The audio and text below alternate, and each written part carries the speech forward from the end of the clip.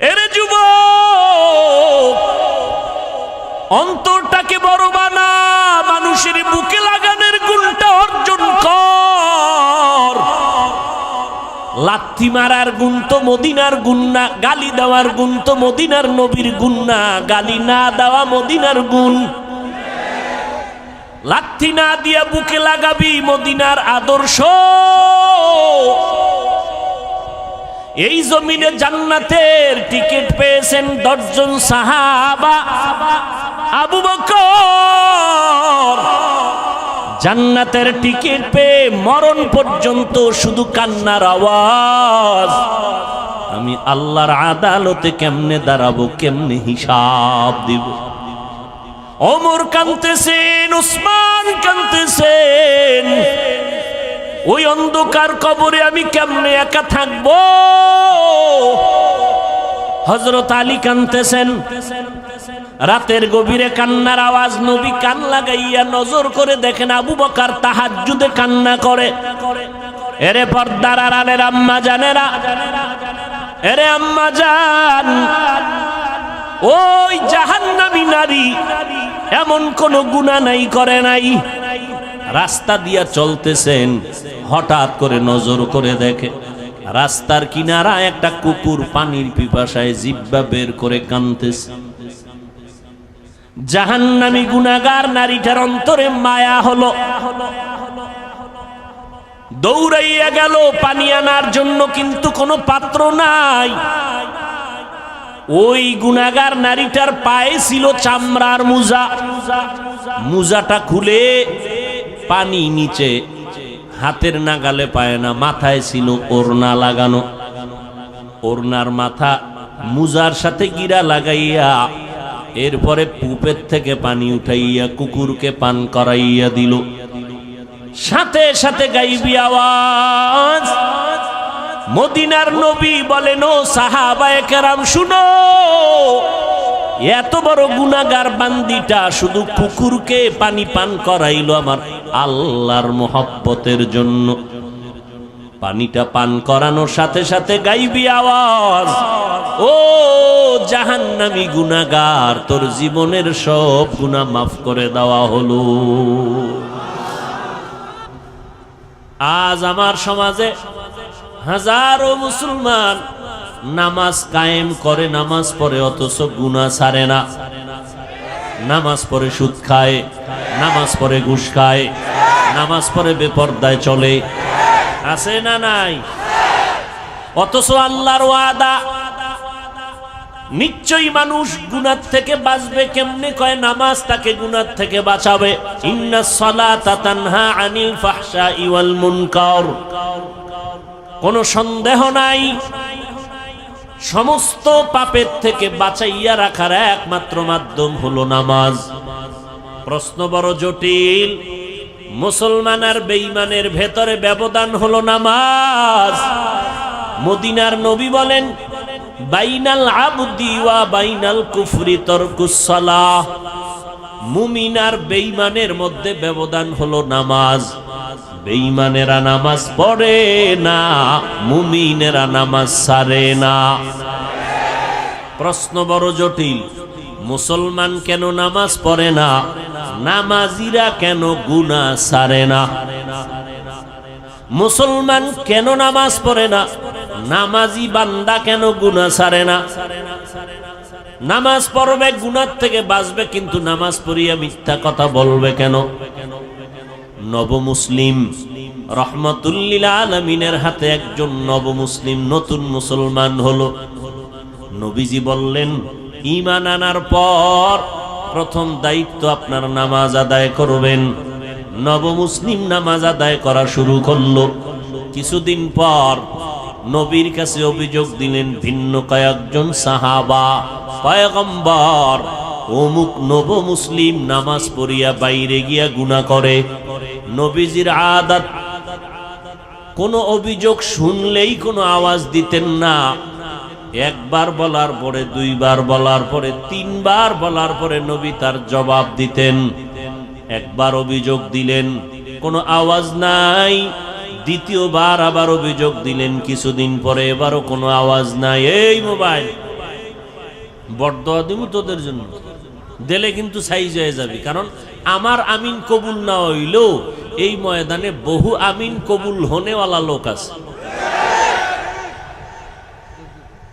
গুনাহ ছাড়বি না? তোর বাপের লাগে মান্নত করে আইছো যে আকাম কইরা জাহান্নামে যাবি, এতবার বলার পরেও কি লজ্জা হবে না?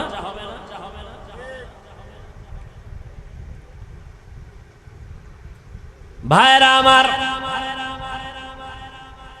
ছোট ছোট বাচ্চার হাতে মোবাইল, এর মা এর বাবা বলে দায়িত্বশীল মা বাপ, সন্তানকে ধ্বংস করার জন্য আর কি দরকার? আল্লাহ সবাইকে হেদায়েত দান করুন। পয়গম্বরকে তৃতীয়বার যখন অভিযোগ দিলেন, নবমুসলিম নামাজ পড়ে বাইরে গিয়া গুনার কাজ করে, অভিযোগটা কতবার হলো বলেন? নবী এবার জবাব দিলেন, লম্বা চওড়া কথা না, নবীজি কথা বলতেন সংক্ষেপ, তার ব্যাখ্যা হতো অনেক বড়। নবী অল্প কথায় বলে দিলেন, সাহাবায়ে কেরাম কিছুই বলবেন না, তার নামাজ যেদিন ঠিক হয়ে যাবে সেদিন সে গুনাহমুক্ত হয়ে যাবে। মকুন সুসুতি নামাজে পাঞ্জগানা ফাওয়াইলুল লিল মুসাল্লিনাল্লাযিনা মুমিনারা ইনামাজ ইমদাদ দা ইস্তাঈনু আয়াতে কুরআন বাখা আয়াতে কদ আফলাহারা ইয়াদকুন গৌর কুন্দর মানি আজ দিল সাদেকুন। ভাইরা আমার, নবী জবাব দিলেন অল্প কথায়, যেদিন নামাজ ঠিক হবে সেদিন গুনাহমুক্ত হয়ে যাবে। তাহলে নামাজ পড়িয়াও গুনাহ করে, কারণ কি বুঝলেন? কি বুঝলেন কারণ? নামাজ ঠিক হয় নাই। জমিনের মধ্যে সর্বশ্রেষ্ঠ জায়গা মসজিদ। قال النبي صلى الله عليه وآله وسلم أحب البلاد إلى الله مساجدها وأبغض البلاد إلى الله أسواقها। পয়গম্বর বলেন, জমিনের মধ্যে শ্রেষ্ঠ জায়গা হলো মসজিদ, আর সব থেকে খারাপ জায়গা হলো বাথরুম। কি ঠিক? বাথরুম কি? বাজার। নবী বাথরুম রে খারাপ না বলে বাজারকে খারাপ কেন বললেন? এর একমাত্র কারণ, মানুষ বাজারে গিয়া যেই পরিমাণ গুনাহ করে ফেলে ওই পরিমাণ গুনাহ বাথরুমে হয় না। উত্তম জায়গা আল্লাহর ঘর, যেখানে সেজদা দেয় মানুষ সেখানে কম যায়, বাজারে বেশি যায়। মনে হয় জানো গোপনে ইশারায় বলতে থাকে, নবী কথাটা মনে হয় ঠিক বলেন নাই। নবী যদি আমগো মনের মতো বলতেন, খারাপ জায়গা হলো মসজিদ, ভালোটা হলো বাজার। মানুষ বাজারের মধ্যে সময় বেশি কাটায়, মারপিট আর রং তামাশা সেখানে বেশি হয়।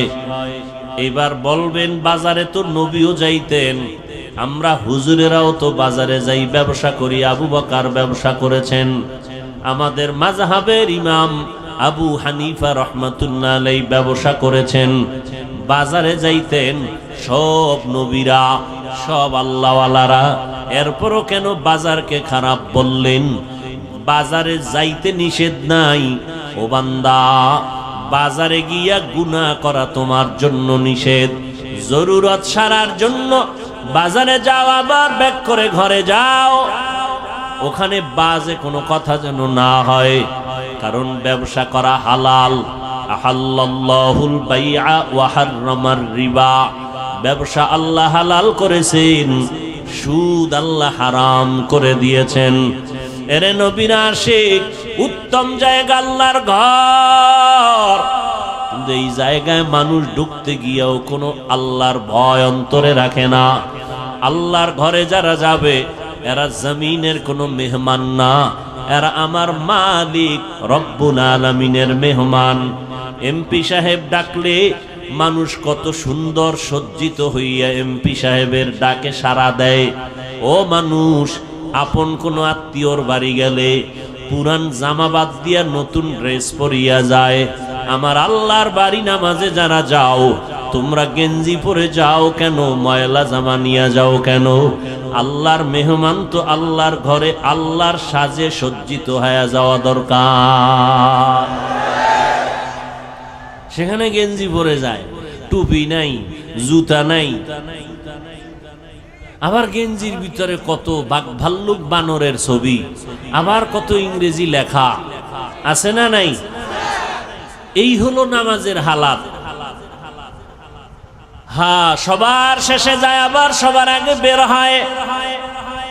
পাঁচ বেলার নামাজ তো নাই, ওই জুমার দিন যায় তাও সুন্নতের খবর নাই। সালামের পরে দুরাকাত ইমাম সালাম দিল, বের হয়ে চলে গেল। জুমার সময় এত মানুষ, এরা ফজরেও নাই আবার আসরেও নাই। এই নামাজ দিয়া মানুষ গুনাহ থেকে ফিরবে না। আল্লাহর নবী বলেন কিয়ামতের দিন এই নামাজি তাকে জাহান্নামে নিয়ে যাবে। আল্লাহ তাআলা বলেন আমি মানুষকে একটা কাজের জন্য বানাইছি, ইবাদত। ইবাদত হবে নবীর তরিকায়।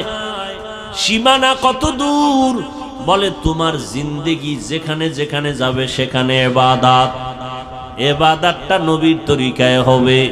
শুধু জিকির করা ইবাদত না। ও বান্দা, তুমি খানা খাইবা ইবাদত, তুমি খানা খাইবা না তাও ইবাদত। খানা সামনে রেডি, পেটের ভেতরে ক্ষুধা, ইফতারির টাইম বাকি আধা ঘন্টা, ক্ষুধাও আছে, খানাও সামনে আছে হালাল। রোজাদার খাইবেনি কেন? এই সময় খানা খাওয়াটা তোমার জন্য আল্লাহর বিধানে নাই, না খাওয়াটা ইবাদত। খানা হালাল কিন্তু খাওয়া কিনা ইবাদত না। রোজার হালাতে তোমার সামনে খানা, পেটেও ক্ষুধা, তারপরও খাওয়া যাবে না, কারণ আল্লাহর বিধানে নাই, নবীর তরিকায় নাই। এই সময় খানা ক্ষুধা থাকলেও খাওয়া যাবে না, না খাওয়া ইবাদত। নামাজ পড়ো ইবাদত, নামাজ না পড়াটাও ইবাদত। রোজা রাখা যেমন ইবাদত, একটু আগেই কিন্তু জবাব দিয়েছি রোজা না রাখাটাও ইবাদত। ঈদের দিন রোজা রাখা ইবাদত নাকি রোজা না রাখা ইবাদত? সূর্য যখন ডুবে, সূর্য যখন উঠে, তখন নামাজ পড়া ইবাদত নাকি না পড়া ইবাদত? ভাইরা আমার, নামাজ পড়া যেমন ইবাদত, না পড়াটাও ইবাদত। সব হতে হবে আল্লাহর জন্য, মদিনাওয়ালা নবীর তরিকায়। কিন্তু বড় দুঃখ, আল্লাহকেও চিনি না, মদিনাওয়ালা নবীর আদর্শ তরিকাও চিনি না। এখন আমরা কেমনে ইবাদত করব, সিস্টেম কেমনে জানবো? মদিনার নবী এক ঠিকানা দিয়া গেছেন, ওই ঠিকানায় গেলে ইবাদত শিখবা, তরিকাও পাইবা। ওই ঠিকানার নাম হলো উলামায়ে আহলে হকের সোহবত।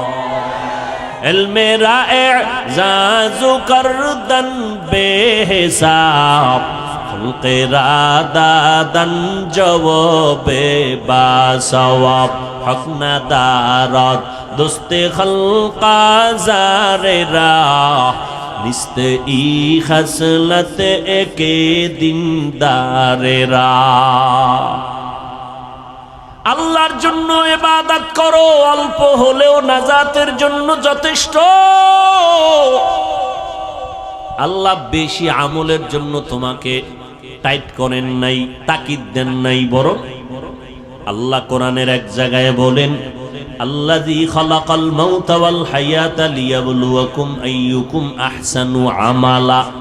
আমি তোমাকে জমিনের মধ্যে পাঠাইছি পরীক্ষা করে, যাচাই করে দেখব কারা উত্তম আমল করে? আকসারু আমালা বলেন নাই, আহসানু আমালা।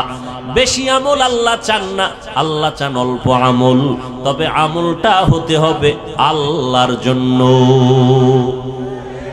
ইবাদত কার জন্য?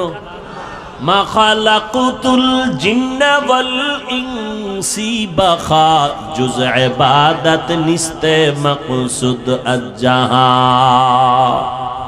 আল্লাহর এক বান্দি, নারী না পুরুষ? আল্লাহ তাআলার এক বান্দি, এমন কোন গুনাহ নাই করে নাই, গুনাহের সাগর, জঘন্যতম গুনাহের মধ্যে লিপ্ত হয়ে নারীটার জিন্দেগিটাকে গুনাহের ফাউন্ডেশন বানায় ফেলল। হেদায়েতের মালিক কে? আর জোরে বলেন, মান ইয়াহদিল্লাহু ফাহুয়াল মুহতাদ ওয়া মান ইউদ্লিল ফালান তাজিদা লাহু ওয়ালিয়াম মুরশিদা। আল্লাহ চাইলে হেদায়াত দিবেন তো হয়ে যাবে, আল্লাহ যদি চান না হেদায়াত দিবেন না, সে হেদায়াত পাবে না। আল্লাহ যদি হেদায়াত না দেন, পৃথিবীর কারো ক্ষমতা নাই তাকে হেদায়াতের দরজা দিয়ে ঢুকাবেন। ভাইরা আমার, আমার নবী যার কোনো তুলনা নাই, যেই নবীর মতো নবী নাই। কেমন নবী আমার, যে নবীর চেহারা মোবারকে একটা নজর দিলে দীর্ঘদিনের ক্ষুধা নিবারণ হয়ে যায়। আরো আস্তে করে বলেন, কেমন নবী আমার। কপাল বড় খারাপ, আমরা সেই নবীরে চিনলাম না, বহু বিধর্মীরা চিনে চিনে আজ কালেমা পড়েছি। মুসলমানের ঘরে জন্ম নিয়া নবীকে চিনলি না রে যুবক। যদি নবীকে চিনতে রে বাবা, ওই নবীর আদর্শ জবাই করতা না, বেঈমানের পা চাটা গোলাম হইতা না। কেমন মায়ার নবী আমার, 23 বছরে এমন এক আদর্শ নবী রেখে গেলেন, কিয়ামত পর্যন্ত নতুন কোন আদর্শের প্রয়োজন হবে না। আমার নবীর আদর্শই পাওয়ারফুল এবং পারফেক্ট, কিয়ামত পর্যন্ত কোনো সংশোধনী লাগবে না। যদি কোনো মুনাফিক আওয়াজ দিয়ে কয় সেই 1500 বছর আগের ইসলামটাকে একটু মডিফাই করা দরকার, সেই মুহাম্মদের 1500 বছর আগের পুরানো আদর্শ একটু চেঞ্জ করা দরকার, জুতা হাতে নিয়ে জানায় দাও রে বেঈমান, তোর বিবেকটাকে পরিশুদ্ধ করা লাগবে, চেঞ্জ করা লাগবে। মুহাম্মদের আদর্শ কিয়ামতের আগে চেঞ্জ করার প্রয়োজন হবে না। এই কোন ইহুদি, কোন খ্রিস্টান, কোন হিন্দু, কোন বৌদ্ধ, কোন বিধর্মী আজ পর্যন্ত বলার সাহস পায় নাই মুহাম্মদের আদর্শকে চেঞ্জ করো। কে পেয়েছে? ইসলামের ব্যানারওয়ালা একদল মুনাফিকরা বলে 1500 বছর আগের সেই ইসলামকে মডিফাই করা দরকার।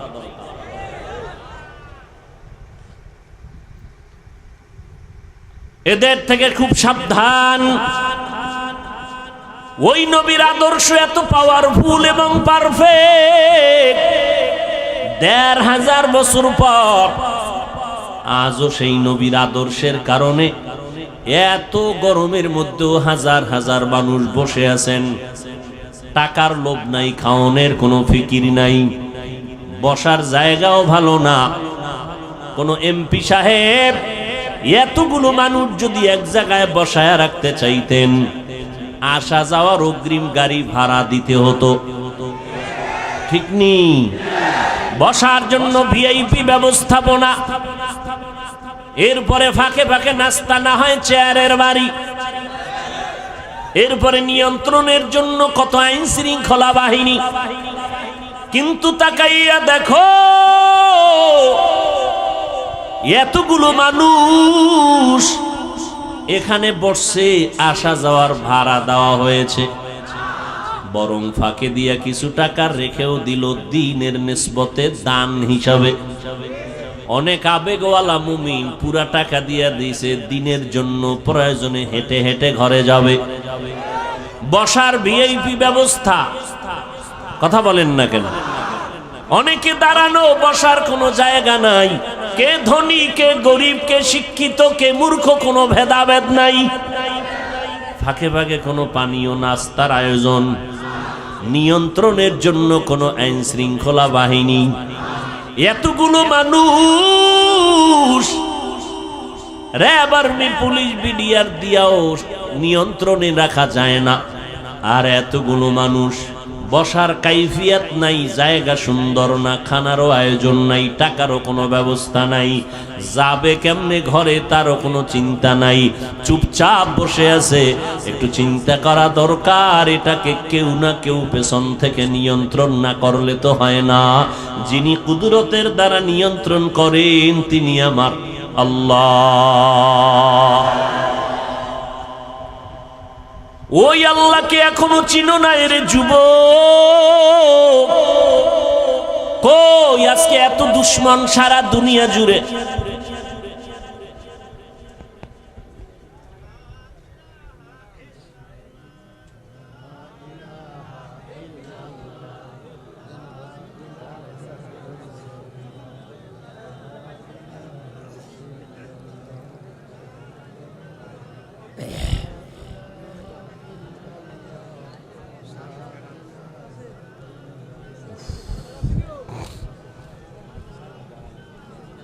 অন্ধকারে পালায় রওনা দিয়েছেন, হাসেন আবার। আমার তো লজ্জা লাগে যে আপনার অন্তরে ভয় আসলো না, অন্ধকারে পালায় যাবেন, এটা কোন অভ্যাস? ঠিক বে ঠিক বুঝে বইলেন, বদনাম কিন্তু আপনাদেরই। ভাইরা আমার, সারা পৃথিবী জুড়ে এত দুশ্মন, ইহুদি বেঈমান সব বিধর্মীরা চায় কোরআনের আওয়াজ বন্ধ হয়ে যাক, মাদ্রাসা বন্ধ হয়ে যাক, ওয়াজ মাহফিলের মাইকের আওয়াজ বন্ধ করো, শব্দ দূষণ। এইভাবে যুগে যুগে ওরা ষড়যন্ত্র করলো, হাজারো মাদ্রাসা বন্ধ করে দিল, আলেমরে জবাই করলো, ফাঁসির মঞ্চে ঝুলাইলো।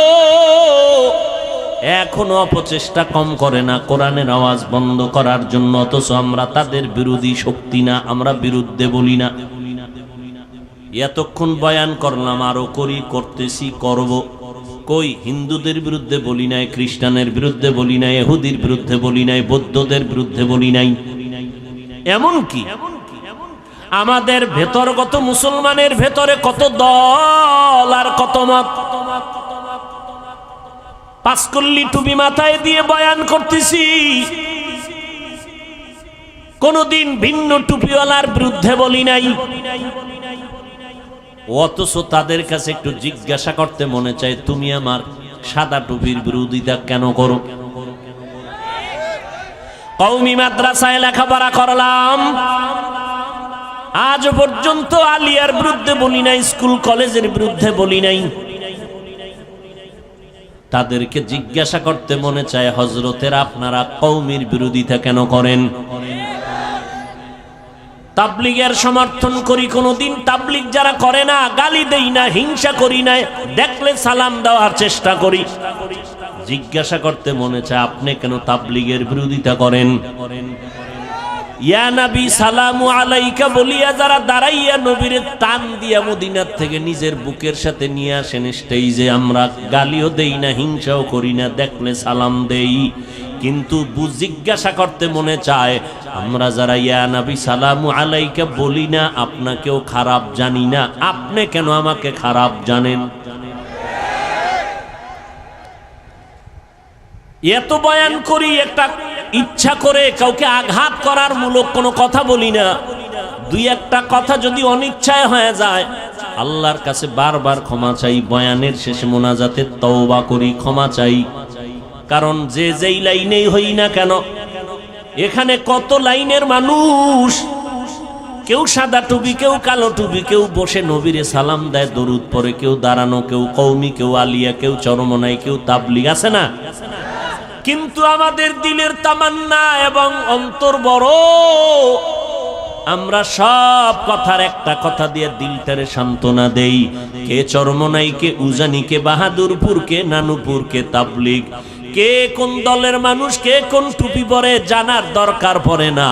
আমগো জানার একটাই পর দরকার হলো, আমরা যে যেই লাইনে থাকি আমরা সবাই আল্লাহর গোলাম, মদিনাওয়ালা নবীর উম্মত, মুসলমান।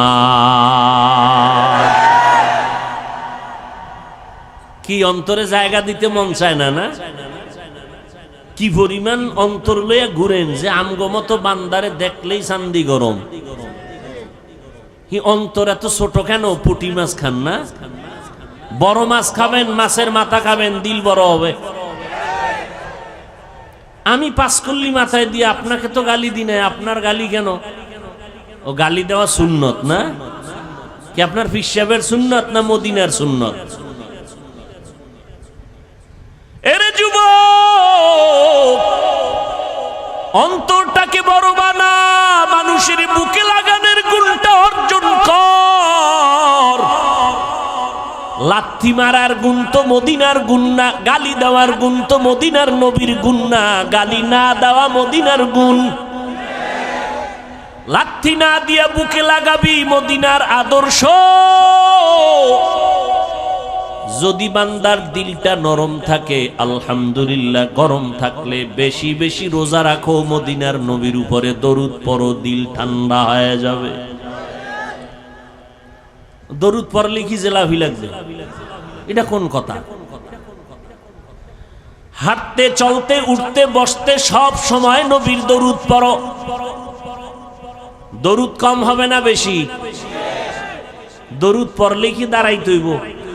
তাহলে ঘুমাবাও দাঁড়াইয়া। কেউ যদি বিছানায় শুয়া শুয়া দরুদ পড়ে, সওয়াব হবে না গুনাহ? যত পারো দরুদ পড়ো। এরপরেও মা বাবা সন্তানের মাঝে ঘরের ভিতরে তর্ক হয়নি। এই যুবকেরা সোজা হ, দিল সোজা কর, তোর মাথা সোজা করতে কই নেই। ঘরের ভিতরে সন্তান মা বাবার ভেতরে, ঘরের ভেতরে বসে তর্ক হয়নি।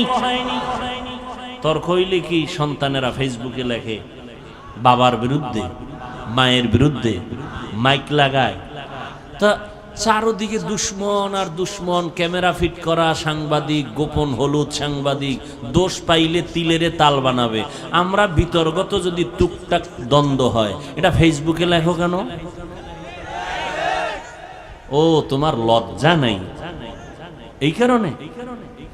তো লজ্জাপতি গাছ আছে আমগো কুয়াকাটা আছে, হ্যাঁ, এই গাছের শিকড় খাও দুইয়া দুইয়া। পয়গম্বর বলেন, লা ঈমানা লিমান লা হায়া আলা। আল্লাহর কসম, আমার সোনার বাংলাদেশে নাস্তিক আছে হাতে গোনা কয়েকটা, বেশি।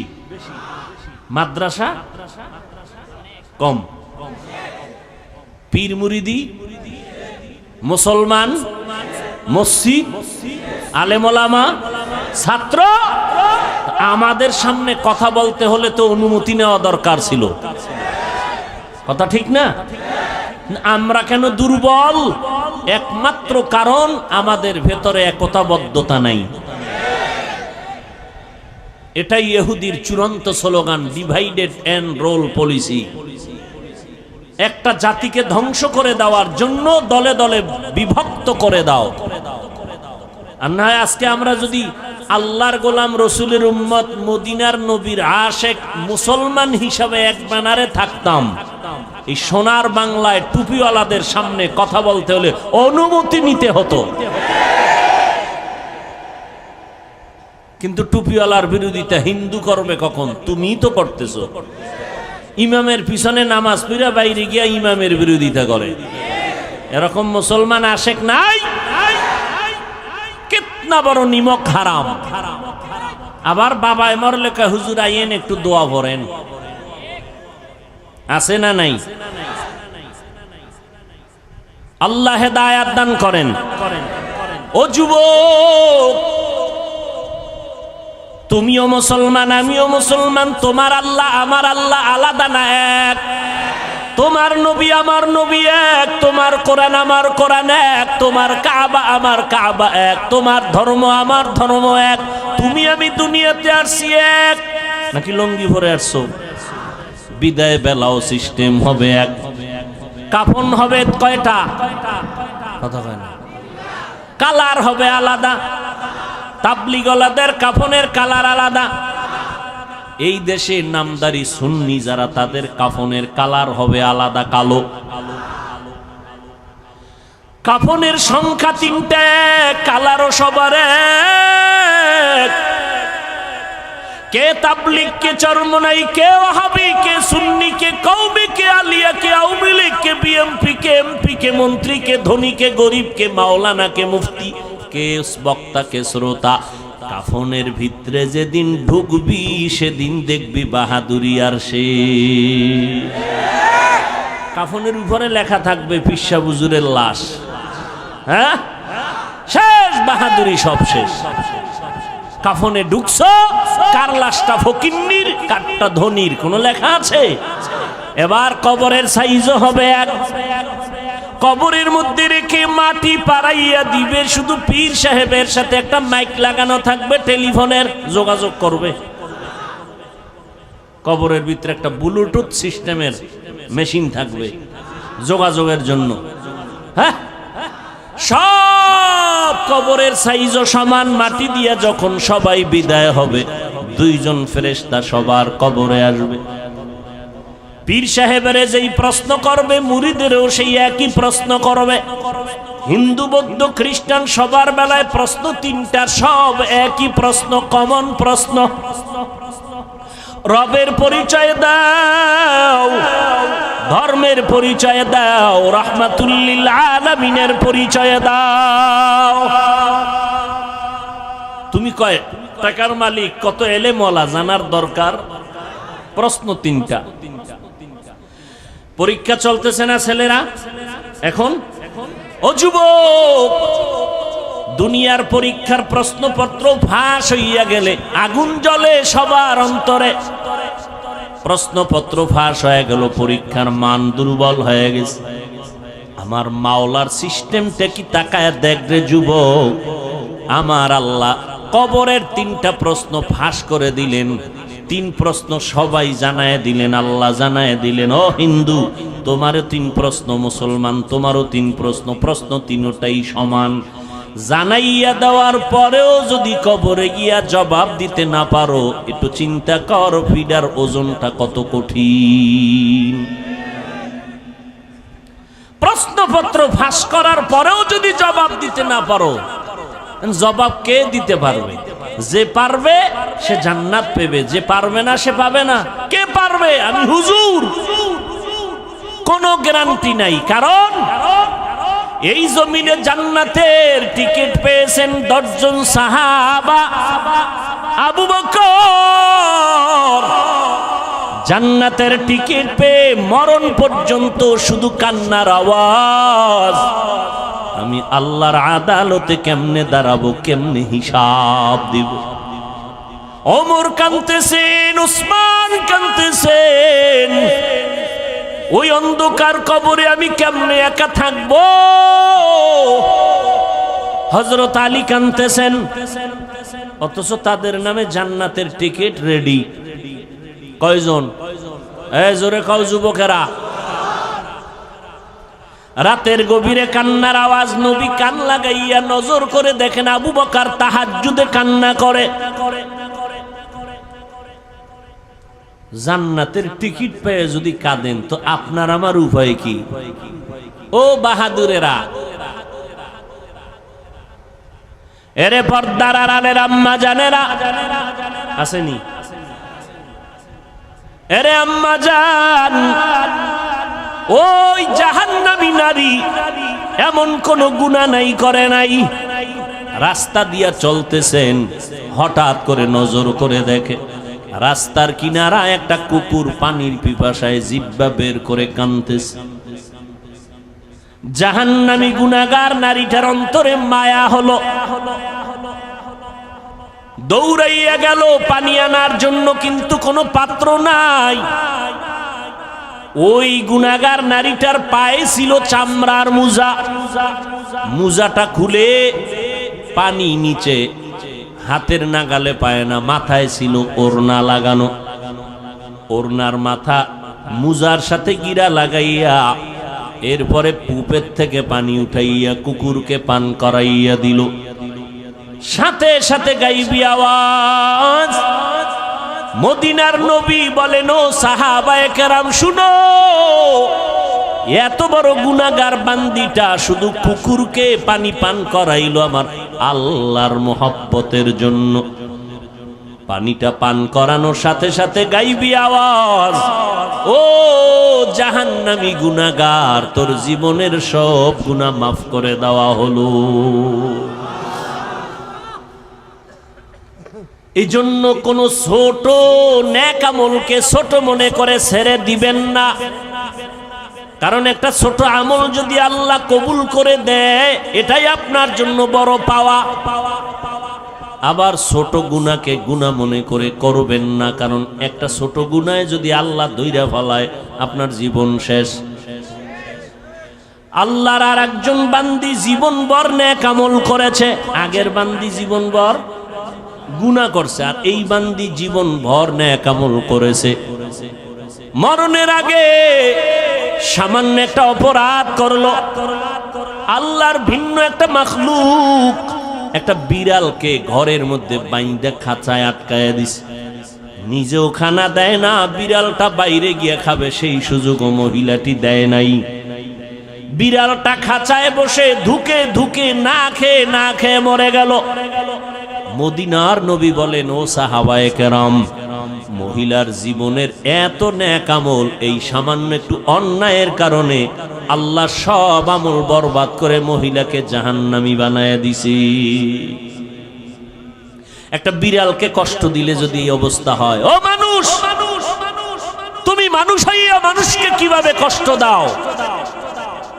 মানুষের ইজ্জত দিয়ে কেমনে তুমি সিনিমিনি করো? মানুষের ইজ্জতের উপরে কেমন হামলা করো?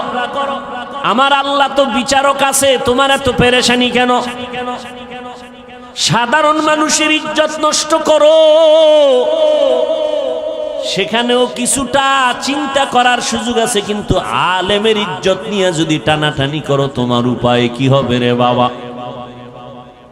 আল্লাহ তাআলা সব কথার একটা শেষ মোহাব্বতের ডাক দিয়া বলে, বান্দা এত কথা শুই না, ভয় পাইস না, আয় তওবার দরজা দিয়া ঢোক।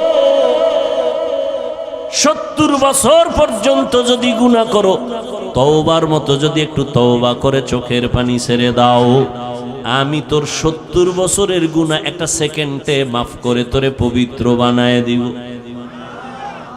ও যুবক, ও পর্দার রানের আম্মা জানেরা, কয়দিন আর বাহাদুরি করবেন? আপনারাও মা, নবীদের মাও যারা ছিলেন তারাও মা, সাহাবায়ে কেরামের মাও মা, আপনারাও মা। খাদিজা রাদিয়াল্লাহু আনহা নবীর স্ত্রীও মা, আপনারাও মা। আয়েশা রাদিয়াল্লাহু আনহা নবীর স্ত্রী, আমাদের মা, আপনারাও মা। হাফেজে কোরআনের মা ও মা, আপনারাও মা। ও মা, এত সম্মান আল্লাহ দিয়েছেন, নবী দিয়েছেন, ইসলাম দিয়েছেন আপনাদের। আল্লাহর কসম, দুনিয়ার কোন তন্ত্র মন্ত্র যদি নতুন করে নারীদের সম্মান দিতে চায়, কসম করে বলে গেলাম, নারীদের সম্মান হবে না, হবে অপমান। আল্লাহ যা দিছে, তোমার আব্বা মিলে কি তার থেকে বাড়াইতে পারবা? মিয়া পাকনামি করো। মোবাইলওয়ালা মোবাইল বানাইছে, মোবাইলটা চালাইলে সুস্থ থাকবে কেমনে তার ক্যাটালগ দিয়েছে। গাড়িওয়ালা গাড়ি বানাইয়া গাড়িটা কিভাবে চালাইলে সুস্থ থাকবে তার ক্যাটালগ দিয়েছে। আল্লাহ বানাইছেন মানুষ, আসমান আল্লাহ বানাইলেন আমার জন্য, জমিন আল্লাহ বানাইলেন মানুষের জন্য, সূর্যের আলো আমাদের জন্য, চাঁদের আলো আমাদের জন্য, বাতাস আমাদের জন্য। এগুলো ব্যবহার কেমনে করবি? আমার আল্লাহ ক্যাটালগ দিলেন কোরআন আর আমার নবীর মাধ্যমে। মন গড়া যদি শান্তির স্বপ্ন দেখো, শান্তি হবে না, হবে অপমান আর অশান্তি। এত দুশ্মন, চতুর্মুখী দুশ্মন আমাদের বিরুদ্ধে। বেঈমানেরাও দুশ্মনী করে, ঘরের মধ্যে মুসলমান ব্যানার লাগাইয়াও দুশ্মনী করে। তাবলীগ বন্ধ করে দাও, জিকির বন্ধ করে দাও, অবু কাল্লাওয়ালারে বন্ধ করে দাও, বায়ান বন্ধ করে দাও। এরকম মুনাফিক আমাদের মাঝে অভাব নাই। এইবার আপনারা বলেন, এত দুশ্মনীর মাঝেও আল্লাহর শুকর, আমরা যারা নবীর তরিকা মানিয়া সুন্নত অনুযায়ী চলি, আমগো সম্মান কমতেছে নাকি বাড়তেছে? আর কেমনে দেখাইলে আপনারা সুন্নত মানবেন? আর কিভাবে বললে রসুলের সুন্নত মানবেন? ও যুবক, নবীর সুন্নতের থেকে আরো কোনো ভালো আদর্শ আছে কিনা বলো, তাহলে আমি নবীরটা বাদ দিয়া তুমি দাও, আমি সেটা গ্রহণ করব। নবীরটা ভালো না হয়ে যদি আরো কারোটা ভালো হয় দাও, আমি নবীরটা বাদ দিয়া তোমার সেটা গ্রহণ করব। দাও। তুমি কেন? পৃথিবীর কেউ পারেনি, পারবে না। এক কথায় বলে দেই, পৃথিবীর কিয়ামত পর্যন্ত যত আদর্শ আসবে, আসছে, সবগুলো নাপাক। একমাত্র মদিনার নবীর সুন্নত আর আদর্শই হলো পাক। অতএব তুমি নবীর সুন্নাত মানবা না তো হিন্দুরা মানবে। আমার নবীর তরিকা, কেমনে চুল কাটবা, কেমনে চুল রাখবা, নবীর সুন্নাত নাই। নবীরটা ভাল লাগে না? বেঈমানের পা চাটো, আবার দাবি করো আশেকে রসুল। লজ্জা করে না? লজ্জাপতি গাছের শিকড় খা। আঙ্গুলের নখগুলো কেমনে রাখবি রে যুবক? আল্লাহরে সাক্ষী রেখে বল, নখ কাটার মধ্যে আমার নবীজির আদর্শ আছেনি? বেঈমানেরটা মানো কেন? মুহাম্মদেরটা ভাল লাগে না, আবার আশেকে রসুল দাবি করো। এই চাপাবাজির ভ্যালু কি? আমার নবীর সুন্নত, পানিটা কেমনে পান করবা সেখানেও নবীর সুন্নত, জুতা দুইটা কেমনে পায়ে পরবা সেখানেও নবীর সুন্নত, জামাটা কেমনে খুলবা পরবা সেখানেও নবীর সুন্নত। মানলে তুমি সুন্নি, মানবা না তুমি নবীর বড় দুশ্মন। তোমার পোশাকের মধ্যে নবীর সুন্নত কই? তোমার আঙ্গুলের নখ কাটার ভেতরে নবীর তরিকা কই? জীবনে ঘড়িয়াতে দেই না, ওয়াজের কারণে টাইম দেখা লাগে, এই জন্য মাঝে মাঝে দেই, তাও ডান হাতে দেই। বাদশাহ হারুন রশিদের যুগে ঘড়ির জন্ম, এর আগে ঘড়ি ছিল না এই সিস্টেমে। ডান হাতে দেই কেন? ছাত্র জীবনে ওস্তাদ বলেছেন সেই ছোটবেলা, এই ছেলে বাম হাতে ঘড়ি দিবি না যদি কখনো দাও, কারণ কোন মুরব্বী যদি তোর ওস্তাদ সমতুল্য কয় টাইম কত, বাম হাতটা সামনে নিবি না ডান হাতটা নিবি। গুনাটুনা কিছু নাই, কিন্তু আদবের একটা বিষয় আছে, কোনো গুনাটুনা নেই। ভাইরা আমার, আর তুমি শিক্ষকের সামনে বিড়ি টানো না, হাসো কেন? লজ্জা করে না? কানতে থাক বেটা, কানতে থাক। শিক্ষকের সামনে বিড়ি টানে, মোবাইলে কথা বলে, আরো কত অপরাধমূলক কাজ করে, কোনো সীমা নেই। এখনো এত বড় বক্তা হইয়াও চেষ্টা করি ওস্তাদ পাইলেই জুতা দুইটা হাতের মধ্যে নিয়ে টানি। মা বাবার জুতা এখনো ধুইয়া দেই। কি শিখেছ? আদব কি শিখেছ? রাস্তা দিয়ে হাঁটলে কোনো মুরব্বির পাশে যদি থাকি, সূর্যের ছায়া পড়লে চেষ্টা করি আমার ওই মুরব্বির ছায়ার উপরে যেন আমার পাও না পড়ে। এটা গুনাটুনা কিছু না, যত আদব দেখাবো তত আল্লাহ খুশি হবেন। আর মায়ের সামনে, বাবার সামনে মোবাইল চালাও, টেলিভিশন দেখো, নাচ গান দেখো, লজ্জা করে না? ঘড়িটা হাতে দিয়া বাম হাতে দৌড়াও, বান্ধবী নিয়ে আড্ডা দিতেছো, মা বাবার সামনে লজ্জা করে না? কয় কিসের লজ্জা, আব্বা আম্মাও তো এই পথের যাত্রী। ও আম্মা জান, আপনার ছেলেটাকে ডাক্তার বানাবেন, কলিজা দিয়া দোয়া করে গেলাম, ইঞ্জিনিয়ার বানাবেন, প্রফেসর বানাবেন, এসপি বানাবেন, তবে দাবি হলো বেয়াদব বানাবেন না। আপনার সন্তানের ব্যবহারে যেন কোনো আলেম কষ্ট না পায়, আপনার সন্তানের আচরণে এলাকার কোনো মুরব্বী যেন কষ্ট না পায়, আপনার সন্তানের আচরণে যেন সবাই দোয়া করে। আরে এমন আদর্শ সন্তান যদি বানাইতে হয়, আব্বা আম্মাকে আগে আদর্শওয়ালা হওয়া দরকার। ও যুবক, পেছনের গুনাহ থেকে এখনো সুযোগ আছে, তওবা করো। নবীর তরিকার মালা গলায় লাগাও, দাড়িটা লম্বা করো, 5 বেলার নামাজ পড়ো, মা বাবার খেদমত করে দোয়া নাও, আলেম ওলামাদের দোয়া নিয়ে আমল শুরু করে দাও। তোমার মতো যুবক, আমি বলি না আমগো মতো হুজুর হও না, একবারও না। তুমি যেই লাইনেই আছো ওই লাইনে থাকিয়া নবীর তরিকা মতে চলো, নামাজ পড়ো। তোমার মতো যুবক সন্তান স্কুল কলেজে পড়ে, 5 বেলার নামাজি, মিথ্যা বলবা না, বলো আছে না নাই? তুমি পারো না কেন? আগামীকালকে ওই ছেলে মেয়েদের পাও ধোয়া পানি নিয়ে খালি পেটে 3 বার পান করবা, যে তোরা স্কুল কলেজে পড়ো, নামাজ পড়ো, আমি কেন পারি না, কপাল খারাপ, আব্বা আম্মার বরদোয়া লাগছে আমার কপালে। ও যুবক, তোমার মতো যুবক সন্তান তাকায়া দেখো, র্যাব আর্মি পুলিশ বিডিআরের চাকরি করে দাড়িওয়ালা নামাজি আছে না নাই? তুমি কেন পারবা না? মই নদীর মধ্যে মাছ ধরে, নামাজ ছাড়ে না, জমিনে কৃষি কাজ করে, নামাজ ছাড়ে না, তুমি কেন পারো না? এরে আম্মা জান, আপনার মতো কত মা এলাকায় দেখবেন এখনো 5 বেলার নামাজ পড়ে, তাহাজ্জুদও পড়ে, নাই? এরে আম্মা জান, কেন আপনি পারবেন না? ভালো সন্তান যদি চান, আপনাকে ভালো হতে হবে। ভালো ফল খাইতে চাইলে গাছকে ভালো করতে হবে, ভালো গাছ থেকেই ভালো ফল আসবে। এরে আম্মা জান, এখনো সময় আছে, তওবা করেন। সন্তানের হাত ধরিয়া বলেন, বাবা আর নামাজ ছাড়বি না, মা বাবারে কষ্ট দিবি না, ওলামায়ে কেরামের কথা মেনে আমল করবি, নবীর তরিকা মেনে চলবি। তোরে আমি আদর্শ ডাক্তার বানাইয়া যেতে চাই, তোকে আমি আদর্শ ইঞ্জিনিয়ার বানায় যেতে চাই। আমি মরিয়া গেলে তুই কোরআন পড়ে পড়ে দোয়া করবি আর মানুষের ডাক্তার হয়ে সেবা করবি। আল্লাহর কাছে দোয়া করেন, তওবা করেন। ও যুবক, আল্লাহর কাছে তওবা করো।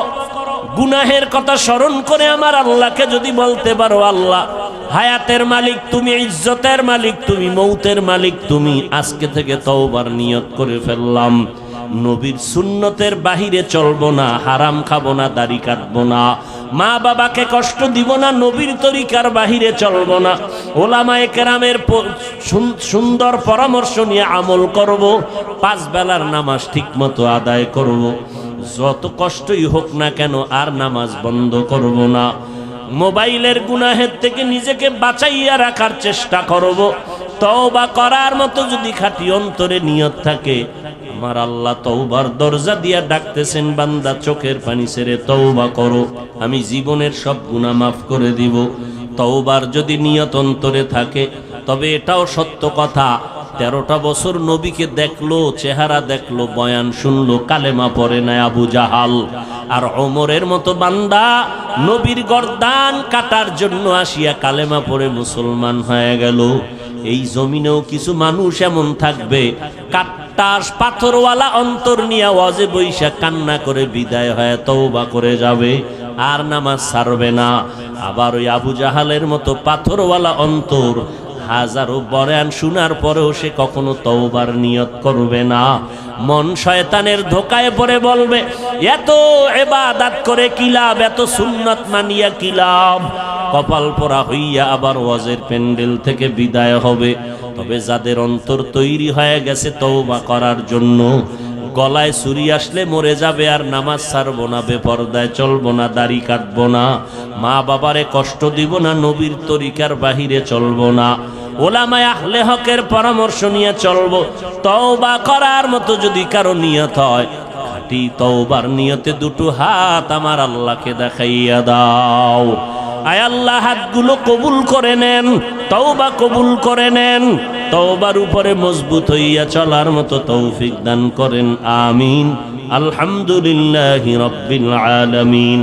والصلاة والسلام على سيد الأنبياء والمرسلين وعلى آله وأصحابه أجمعين يا أرحم الراحمين يا أرحم الراحمين يا أرحم الراحمين رب ارحمهما كما ربياني صغيرا اللهم إنك عفو كريم تحب العفو فاعف عنا اللهم إنا نسألك رضاك والجنة ونعوذ بك من سخطك والنار اللهم إنا نعوذ بك من البرص والجنون والجذام وسيء الأسقام উদয়ার মালিক গুনাহের বোঝা নিয়ে আপনার দরওয়াজায় হাজির। দুনিয়াতে যেদিন আসছিলাম কত পবিত্র, মা বাবা কত আনন্দ করেছিলেন। আজ শয়তানের ধোকায় পড়ে সেই জীবনটাকে গুনার দ্বারা নাপাক করে ফেলেছি। গুনার কারণে আমার হাত নাপাক, আমার চোখ নাপাক, আমার জিহ্বা নাপাক, আমার নাক। আয় আল্লাহ, তওবার নিয়তে হাত তুলিছি, আর গুনাহ করব না রে আল্লাহ। মেহেরবানি করে আমাদের জীবনের গুনাহগুলো মাফ করে দেন আল্লাহ। সারা দুনিয়াবাসীকে মাফ করে দেন, পর্দার আড়ালের মা বোনদের মাফ করে দেন আল্লাহ। সুন্নাতওয়ালা জিন্দেগি আমাদের দান করেন। আয় আল্লাহ, সারা দুনিয়াবাসীকে মাফ করে দেন, বাংলাদেশ শান্তির দেশ বানায় দেন, প্রশাসনিকভাবে যারা কাজ করে দিনদার বানায় দেন, জনপ্রতিনিধির দায়িত্ব যারা পালন করে দিনদার বানায় দেন।